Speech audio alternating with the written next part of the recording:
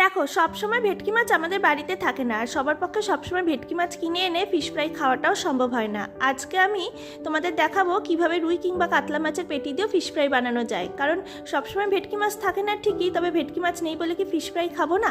দেখো, প্রথমে মাছটাকে আমি ভালো করে ধুয়ে তার মধ্যে ভিনিগার 1 চামচের মতো ভিনিগার দিয়েছিলাম, গোলমরিচ আর নুন মাখিয়ে 15 মিনিটের জন্য রেখে দিয়েছিলাম। তারপরে একটা পেস্ট বানিয়ে নিয়েছিলাম। পেস্টের মধ্যে দিয়েছিলাম ধনে পাতা, রসুন, পেঁয়াজ, আদা, কাঁচা লঙ্কা, ডিম আর নুন দিয়ে পেস্ট বানিয়ে সেই পেস্ট আর 2 চামচ কর্নফ্লাওয়ার দিয়ে মাছটাকে আবারও ভালো মতো মাখিয়ে 15-20 মিনিটের জন্য রেখে দিয়েছিলাম এরকমভাবে ম্যারিনেট করে। তারপরে সেই পাউরুটির গুঁড়োর মধ্যে ডুবিয়ে ভালো করে মুচমুচে করে ভেজে নিয়েছিলাম।